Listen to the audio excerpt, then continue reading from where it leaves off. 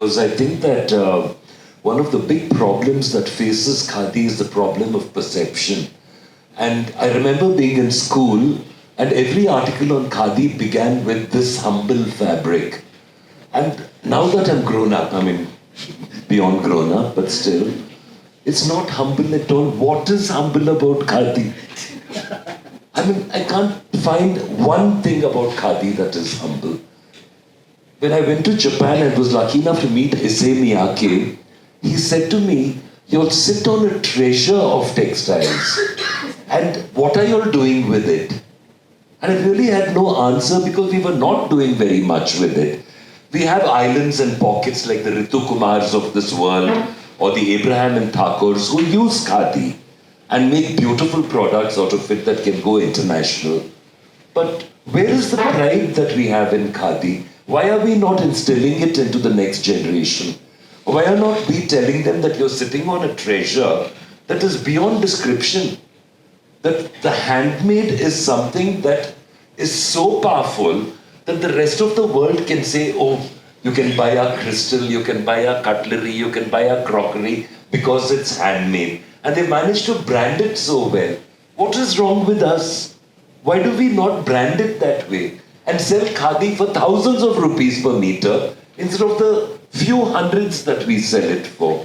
Why is it not possible for us to say, oh, Coco Chanel is making a jacket and she's using a handmade fabric and it's from India and it's very, very special because it's in such low quantities. So the price is $5,000, take it or leave it. And they will take it because you have positioned their mind into thinking that this is something that we really must own. But have we done it in India? No, we've not done it in India. I find people within the khadi industry arguing with me about why khadi prices should remain low. Why should it remain low? For whose joy? And for what joy at the end of the day? We need to tell that weaver that your work is so valued, to tell that spinner, to tell even the grower of Kana cotton or whichever cotton we want to use, and say that what you are contributing to society is worth a lot of money. So expect a lot of money or don't do it. Tell people, no, you cannot have it at a low price. I think that we need to bring that control into it. See, in my world of fashion, I cannot differentiate between the man-made, the machine-made and the handmade because everything has its own place.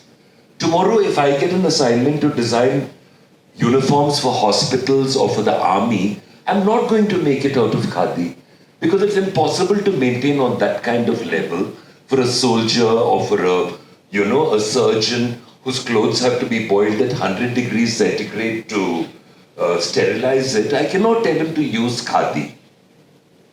He has to use machine-made fabric in a polyester that can be boiled and can be sterilized.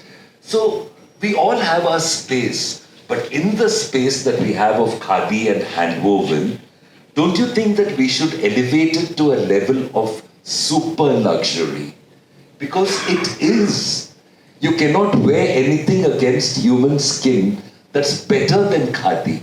It is simply the most exquisite of fabrics. And what do you think vegetable dyeing is all about? It's medicinal. It was derived because it's a medicinal thing. You know, just yesterday I was reading an article that in Victorian England, they discovered that they could dye a very beautiful green using arsenic. And all those poor women who were convinced by the fashion, influencers of that time to wear this particular green, many of them died and horrible deaths. They died with lesions on their skin, with the arsenic having leached into their bodies and affecting their vital organs. I mean, fashion is a killer, we all know that. But vegetable dyeing came because it was medicinal. You wore madder because it treated skin disease. Every natural dye that you see has some use to it. Later on in fashion, we said, oh, what an exquisite color, what a beautiful pink, but that had nothing to do with why it was invented and derived. And today, if India can make this into a big thing, we already have. I need to ask you all a question. What was India's largest FMCG the fast-moving consumer goods. What was the number one FMCG in India? Can someone take a guess on it? Cotton. It was khadi. It was khadi, which did 4 billion worth of business this year, beating Colgate, beating Hindustan Lever, beating everyone. And these are figures that come from KVIC, which I do not entirely trust, because KVIC has been known to even put a little synthetic into their fabrics, and they're the great ones who invented polyvastra. But okay, polyvastra also has its uses. Let's not argue and fight about it. Let us protect the space of khadi and handwoven. And of course, I'm preaching to the converted, but what is the difference between khadi and the handwoven great saris of India? Very simple. Khadi is hand-spun and handwoven, but the great saris of India are made with machine-made thread. The Banarases, the Kanjivarams and all of them, but they are hand-woven. So we try to differentiate and call khadi that which is totally, hand-produced and hand-spun and hand-woven.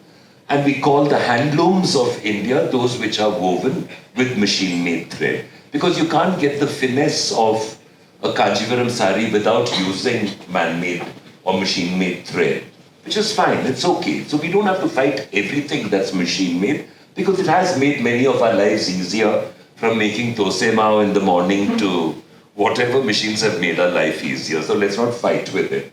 But this perception of khadi is what bothers me, that we are not able to tell the next generation, you mean you don't have khadi? You have a Louis Vuitton bag, but you don't have khadi? You don't have a Banaras sari?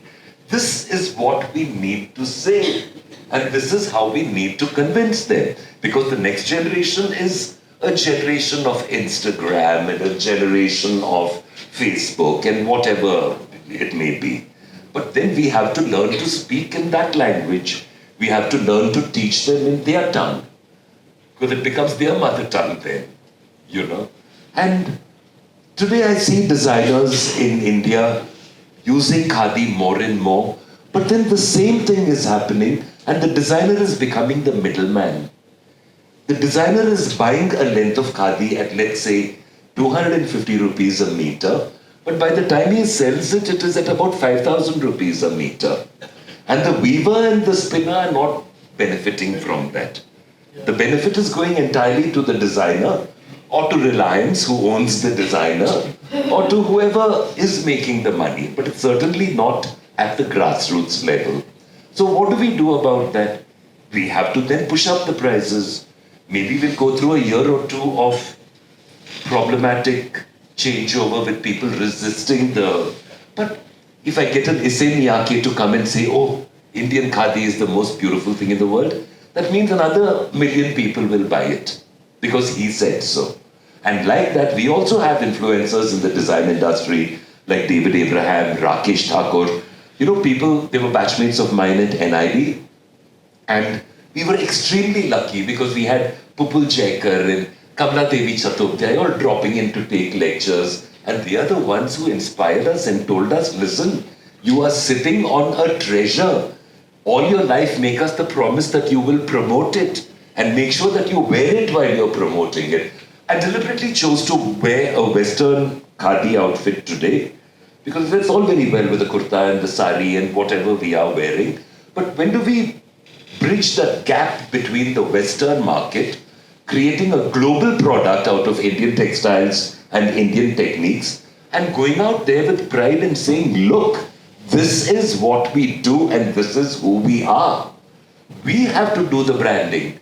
We have to create that perception of luxury that it truly represents. Because today you look at a Banaras sari, I can't think of anything more exquisite than a Banaras or a Kanjivaram or a Patola or one of the great ikats of India.